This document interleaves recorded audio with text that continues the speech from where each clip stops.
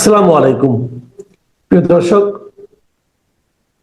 আপনারা সবাই জানেন গত কয়েকদিন ধরে রাজনীতির বাইরে একটা খবর সোশ্যাল মিডিয়াগুলোতে রীতিমতো তোলপাড় হয়ে যাচ্ছে। তবে এটা দুঃখজনক যে সোশ্যাল মিডিয়াতে যতটুকু এটা নিয়ে আলোচনা হচ্ছে ততটা আলোচনা বোধ করি আমাদের পত্রপত্রিকায় মানে কনভেনশনাল মিডিয়া যেগুলো আছে সেখানে আমরা দেখতে পাচ্ছি না। সেটা কেন দেখতে পাচ্ছি না? হয়তো সেটা আরেক রাজনীতি, কিন্তু খবরটা কি? খবরটা হচ্ছে সিলেটের ভোলাগঞ্জের সাদা পাথর। ভোলাগঞ্জের সাদা পাথরের লোভে প্রচুর পর্যটক এখানে কিন্তু যেতেন। আমি আমার পরিবারের লোকজনকে দেখেছি, তারা সাদা পাথর দেখতে সিলেটে গেছেন এবং সাদা পাথরের উপর শুয়ে থেকে পানিতে তারা নানা রকম ছবি তুলেছেন। এটা একটা আনন্দ। আমাদের মতো দেশে তো পর্যটনের অনেক জায়গা নেই, তার মধ্যে এটা কিন্তু একটা নির্মল আনন্দ তারা নিতেন। গত বছর 5ই আগস্ট এদেশ থেকে স্বৈরাচারী শেখ হাসিনা সরকার চলে গেছে এবং উনি চলে যাওয়ার পর থেকে ওই দিন থেকে বলা হয়ে থাকে যে ভোলাগঞ্জের সাদা পাথরও চলে যেতে শুরু করেছে এবং যেতে যেতে এখন এখানে ক্ষতবিক্ষত ধু বালি ছাড়া আর কিছু নেই। বালির নিচ থেকেও তারা পাথরগুলিকে উঠিয়ে নিয়েছে। পানির নিচে যা ছিল সেগুলো শাবল দিয়ে খুঁড়ে সেই পাথর এই চোররা উঠিয়ে নিয়েছে। কিন্তু এই চোরগুলিকে আগে ছিল না? আগেও ছিল। তাহলে আগে হলো না, এখন কেন হলো? হলো এই কারণে, এই নতুন সরকার আসার পর তারা এই পাথর চুরি করার এক ধরনের বৈধতা, আইনগত বৈধতা তারা দিয়েছিল। যাই হোক, এত কথার পর বাস্তবতা হলো যে ভোলাগঞ্জে সেই পাথরের যে এলাকাটা ছিল সেটা এখন ক্ষত বিক্ষত বালির স্তূপে পরিণত হয়েছে। কেন এমন হলো? এটা নিয়ে সোশ্যাল মিডিয়ায় ব্যাপক আলোচনার পর এখন প্রশাসন উঠে পড়ে লেগেছে। এখন তারা সেখানে যাচ্ছে। গতকালকে একটা ছবি দেখলাম, প্রশাসনের ব্যক্তিরা ছাতি মাথায় দাঁড়িয়ে আছে এবং তাদের ঠিক মাঝখানে একটা বড় পাথর। মানে তারা বোধহয় ওই একটা পাথর রক্ষা করার আনন্দে এখন কিছুক্ষণ ওখানে আনন্দ করবে কিনা বুঝতে পারলাম না। এই বাস্তবতায় এই বিষয়টা নিয়ে আলোচনা করার জন্য আমরা এমন একজন লোককে এনেছি যিনি এইগুলি নিয়ে অনেকদিন ধরে কাজ করছেন। তিনি হচ্ছেন ডক্টর মঞ্জুর আহমেদ চৌধুরী। উনি জাতীয় নদী রক্ষা কমিশনের সাবেক চেয়ারম্যান এবং এই বিষয়ে একজন অভিজ্ঞ মানুষ। জনাব মঞ্জুর আহমেদ চৌধুরী, আপনাকে আমাদের অনুষ্ঠানে স্বাগত জানাচ্ছি। ধন্যবাদ। মঞ্জুর ভাই, এমনিতে আপনি তো নানা বিষয়ে কথা বলেন, রাজনীতি নিয়ে কথা বলেন, সমাজ নিয়ে কথা বলেন, কিন্তু আপনার সাবজেক্টে অনেকদিন পরে আসতে পারলাম, কারণ আপনি নদী রক্ষা নিয়ে অনেক কাজ করেছেন এবং এই সাদা পাথরগুলো এই নদী বেয়ে কিন্তু আসে। তো আমার যে জিনিসটা জানার প্রশ্ন, প্রথমে আমি আপনার একটু তাত্ত্বিক আলোচনাতে যাচ্ছি। সেটা হলো, এই নদীতেই সাদা পাথর পাওয়া যায় কেন? এত বড় বড় পাথর কোত্থেকে আসে এগুলো, এবং এগুলো আসতে এখানে কতদিন সময় লেগেছিল?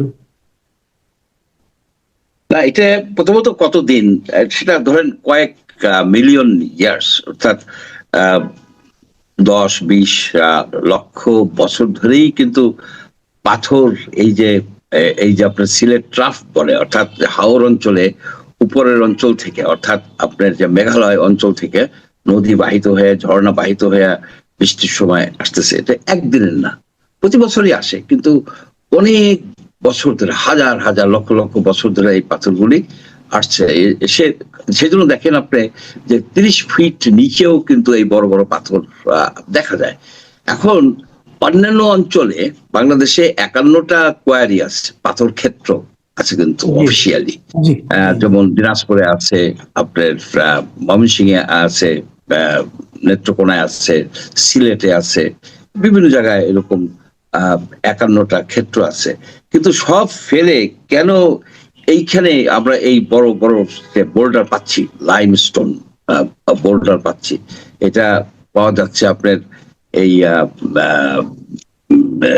এই ভোলাগঞ্জে, জাফলং, এই অঞ্চলটাতে পাওয়া যাচ্ছে। পাওয়া যাওয়ার মেইন কারণটা হচ্ছে কি, আপনার শিলং প্ল্যাটু বলে একটা এই আছে, যে জয়ন্তিয়া পাহাড়, খাসি হিল টিল যেসব আছে, ওইখানে আপনার হয়তো না শুনে থাকবেন যে ডাউকি ফল্ট, যেখানে আপনার ভূমিকম্প হয়েছিল অতীতেও, অনেক বড় বড় বড় সব ভূমিকম্প।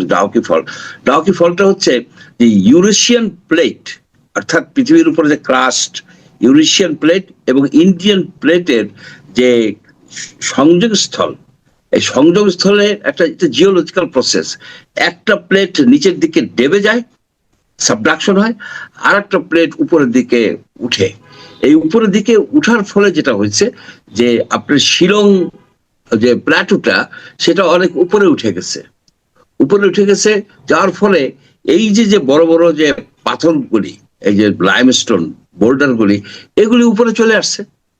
এখন আমরা জানি যে ওই অঞ্চলের প্রচুর বৃষ্টিপাত হয়, ব্যাপক বৃষ্টিপাত হয়।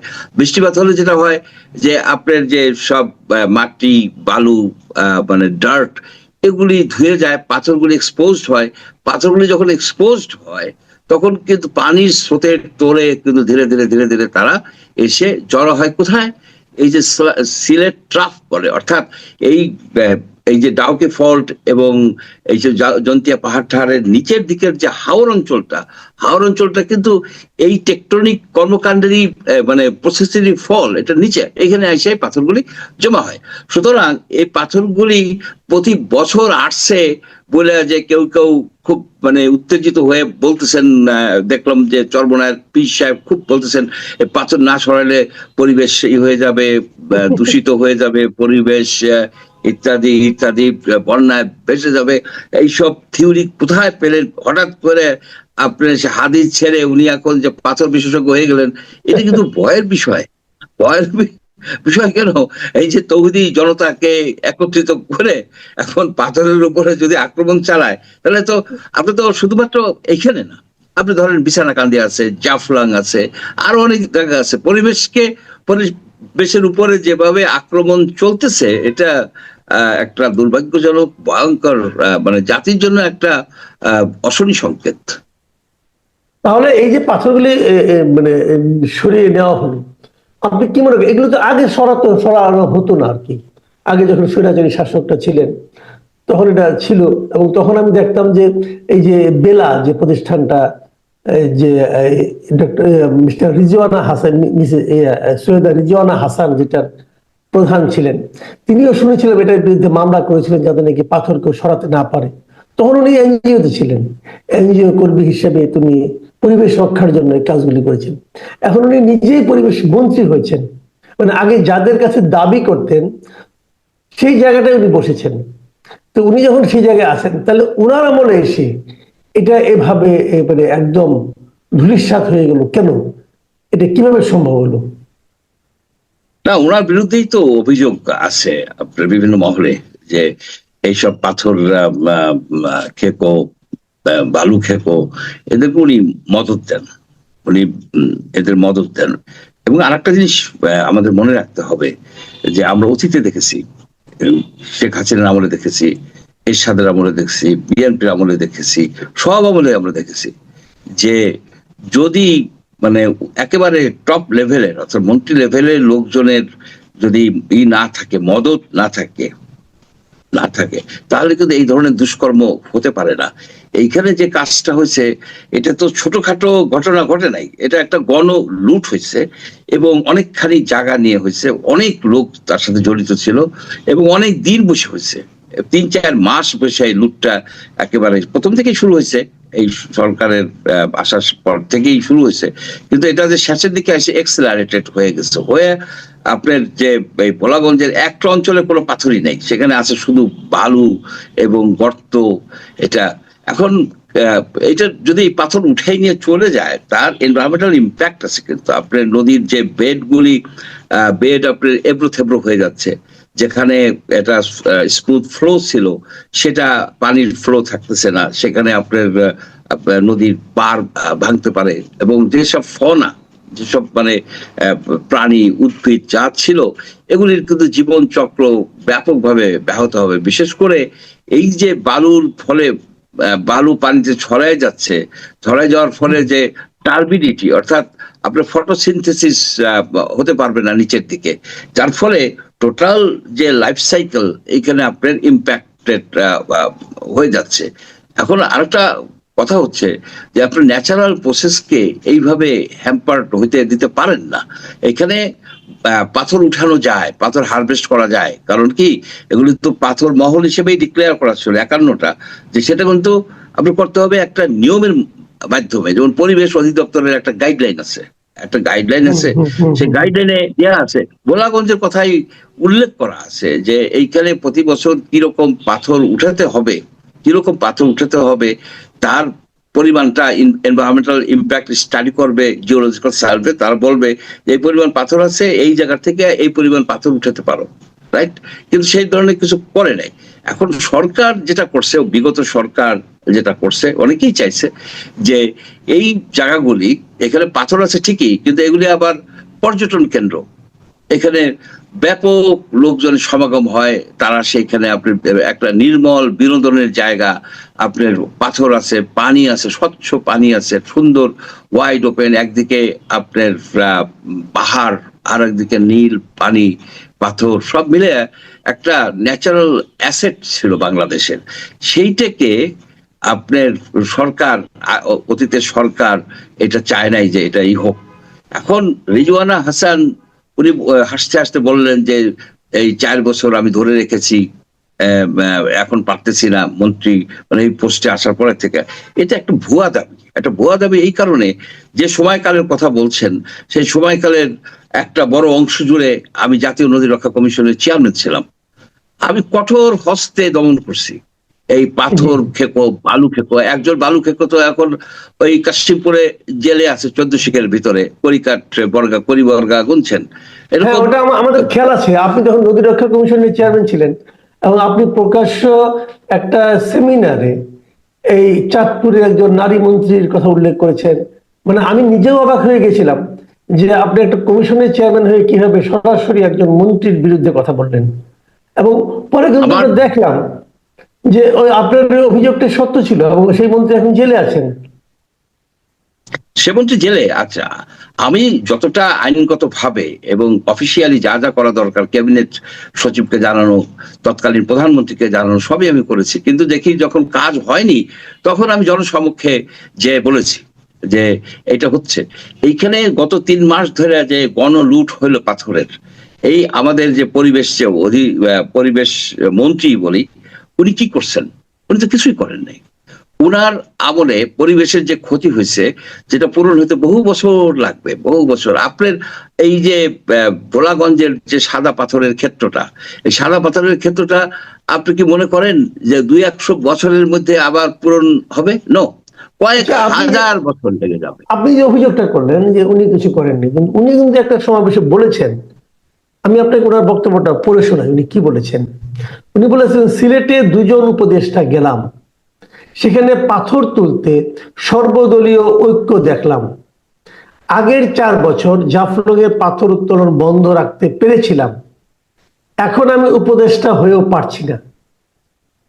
জাফলং রক্ষা করব বলে কোনো ঐক্য দেখলাম না। এটাই হচ্ছে বাংলাদেশের বাস্তবতা। তার মানে উনি দায়টা চাপালেন সর্বদলীয় ঐক্যের উপর, বিভিন্ন রাজনৈতিক দলের উপর, এবং দায়টা চাপালেন বাংলাদেশের বাস্তবতার উপর। যে বাংলাদেশের বাস্তবতাটা এমন যে একজন উপদেষ্টা চাইলেও এ ধরনের কাজ বন্ধ করতে পারেন না। আমার প্রশ্ন হচ্ছে, যদি এটাই হয়, এবং আসলে এটা বাস্তবতা কিনা আপনি বলবেন, কিন্তু আমার আরেকটা প্রশ্ন, যদি এটাই হয় যে যখন উনি উপদেষ্টা ছিলেন না, তখন তো ওনার দাবিকে গুরুত্ব দিয়ে এই পাথর উত্তোলন বন্ধ ছিল, এবং আগের আমলে কিন্তু বন্ধ ছিল। তো ওনারা মানে বাস্তবতা কেন পরিবর্তন হয়ে গেল? ওনারা কি এমন করলেন যে পাথর তোলার অনুকূল বাস্তবতা তৈরি হলো? বাস্তবতা হচ্ছে কি, ওরা এই পরিবেশটাকে অর্থনৈতিক দৃষ্টিকোণ থেকে দেখতেছে, এবং এখানে সুযোগ, আর্থিক সুযোগ নেওয়ার চেষ্টা করছে বা নিচ্ছে বলে অভিযোগ আছে। সেই সব কারণে এই বাস্তবতাটা চেঞ্জ হয়ে গেছে। উনি বলতেছেন যে সর্বদলীয় ঐক্য হয়েছে, এখানে তো দলীয় ঐক্যের বিষয় না।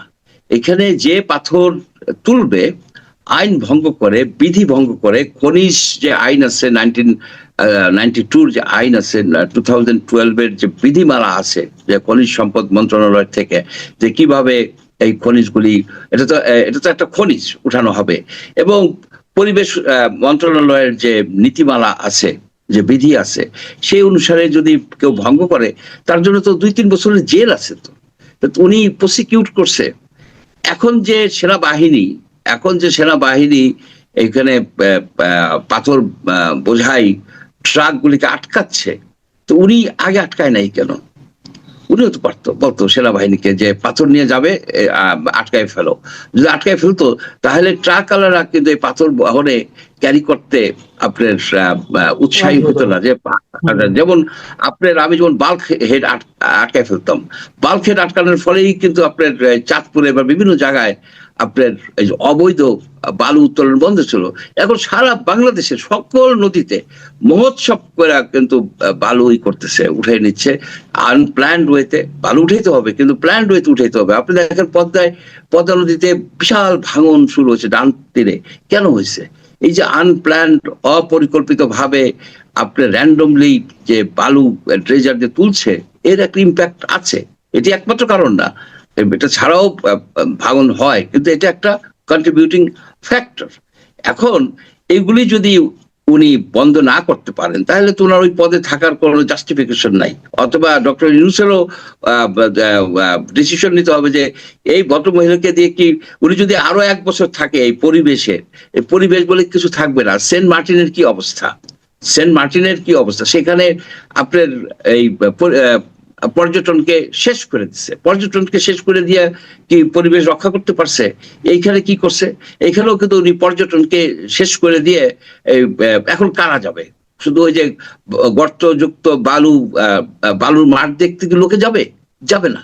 লোকে গেছে, সেখানে স্বচ্ছ পানি ছিল, স্রোতস্বিনী পানি ছিল, পাথর ছিল, একদিকে পাহাড় ছিল, সবই ছিল। সেই জন্য লোকজন গেছে দেখতে।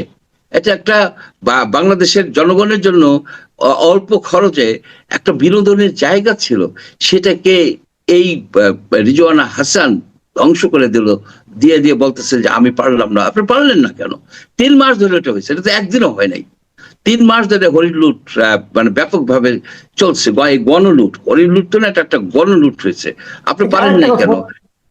আরেকটা কথা আমি জানতে চাচ্ছি যে গতকালকে শুনলাম যে গত রাতে সিলেটের জেলা প্রশাসন তারা নাকি একটা জরুরি মিটিং এ বসেছিলেন এবং সেখানে তারা সিদ্ধান্ত নিয়েছেন যে লুট হয়ে যাওয়া পাথরগুলো উদ্ধার করে আবার সেখানে এনে রাখা হবে নদীতে। এটা কি প্র্যাকটিক্যাল চিন্তা? এখানে যে ট্রাকগুলি আটকাইছে, যে সামান্য একটা অংশ আর কি যা লুট হয়ে গেছে, তার একটা অংশ হয়তো ওনারা ওখানে সিম্বলিক ওয়েতে ফেলবেন। কিন্তু আমার প্রশ্ন হচ্ছে যে জেলা খনিজ সম্পদের একটা কমিটি আছে এবং সেগুলি প্রতি মাসেই মিটিং করে। সেই কমিটির প্রধান হচ্ছে একজন এডিসি, এবং ওটা সদস্য সচিব হচ্ছেন আরডিসি, এবং সেখানে পুলিশের লোক আছে, র্যাব আছে, কৃষি বিভাগের লোক আছে, পরিবেশ অধিদপ্তরের মেম্বার আছে, বিশাল একটা কমিটি। সে কমিটির প্রতি মাসে যে মিটিং হয়, মিটিংয়ে কি আলোচনা হয়েছে তারা কি কিছুই জানে নাই। এবং ওইরকম আরেকটা কমিটি আছে, এনভায়রনমেন্টাল কমিটি আছে প্রতিটা উপজেলায়। আপনার এই যে কোম্পানিগঞ্জ বলেন, এইসব জায়গায় প্রত্যেকটা উপজেলায় কিন্তু কমিটি আছে। সেই কমিটিতে কি আলোচনা হয়েছে? সে কমিটির কাগজপত্র দেখেন যে তারা কি দেখে নাই? সে কমিটি থেকে আলোচনা কি হয় নাই যে এইভাবে? এখন কথা হচ্ছে কি, কমিটির আসল যে ঘটনাগুলি হয় সাধারণত অত্যন্ত উচ্চ মহল থেকে, মন্ত্রী লেভেলের মহল থেকে যদি গ্রিন সিগন্যাল দেওয়া হয়, তাহলে এইখানে আপনার এই যে সর্বদলীয় ঐক্য হয়ে যায় এবং প্রশাসন সেখানে আপনার অসহায় হয়ে যায়। প্রশাসন কিন্তু কেসও করছে, পরিবেশ অধিদপ্তর কেস করছে, আপনার পুলিশও কেস করছে, কিন্তু বাস্তবতা হচ্ছে কি, যদি একদম উপরের লেভেলের লোকগুলোকে ছেড়ে দাও, তো ছেড়ে দেয়, ছেড়ে দিতে হয়। এইখানের এখন আমি মনে করি কি যে সৈয়দা রিজওয়ানা হাসানকে দুদকে তদন্ত করা দরকার, যে তার আর্থিক এই বিষয়টা এবং তার সাথে এদের কি যোগাযোগ ছিল, এবং তাদের কল রেকর্ড চেক করা দরকার। তার কল রেকর্ড চেক করা দরকার যে এদের সাথে ওনার আছে কিনা, এবং ওনার সরে দাঁড়ানো দরকার। উনি যদি রিজাইন না করে, ওনাকে রিজাইন করাই দেওয়া দরকার। এই কারণে যে উনি বাংলাদেশের একটা বড় ক্ষতি করে ফেলছে, বিশাল একটা ক্ষতি করছে, এবং ওনাকে এই ক্ষতি আর করতে দেওয়া উচিত হবে না। যেমন আপনার বিছানাকান্দি আছে, আপনার জাফলং আছে, বাংলাদেশে তো আরো ন্যাচারাল রিসোর্সেস রয়ে গেছে। সেগুলি যেমন ধরেন আপনার যে জাফলং এর যে এই আপনার যে নদীটা আছে, ডাউকি নদী, যে নদীটা আছে জাফলং এ, সেই সেটা কিন্তু ইকোলজিক্যালি ক্রিটিক্যাল এরিয়া হিসেবে ডিক্লেয়ার করা আছে। তো উনি সেটাকে কি করছেন? উনি তো কিছুই করেন নাই, উনি কিছুই করেন নাই। এই তাহলে আপনি এই মুহূর্তে বলছেন যে আমরা তাহলে সাদা পাথরের যে ঐতিহ্য, যে সাদা পাথরের আকর্ষণে বিপুল সংখ্যক পর্যটন ভোলাগঞ্জে যেতেন, সেই যাওয়াটা আমরা হারালাম। এরপর বোধহয় মানুষের সেই জিনিসটা দেখার সুযোগ আর তৈরি হওয়ার খুব নিকট না, তারপরে যে আপনার কিছু কিছু মৌলবাদী লোকেরা তো আবার হুমকি দিচ্ছে। আমি তো আজকে ভিডিওতে দেখলাম যে আপনারা এখানে আসবেন না, এটা আমাদের রুটি রুজির ব্যাপার, আপনারা সিলেট দিয়ে মাথা ঘামান কেন, আপনাদের এখানে আসার দরকার না, আপনারা সেন্ট মার্টিন যান, কক্সবাজার যান, ইত্যাদি ইত্যাদি হুমকি দিচ্ছে। এখন যদি স্থানীয় লোকেরা হুমকি দেয়, মৌলবাদী লোকেরা যদি হুমকি দেয়, তাহলে কে তার পরিবার পরিজন নিয়ে ওইখানে যেতে চাবে?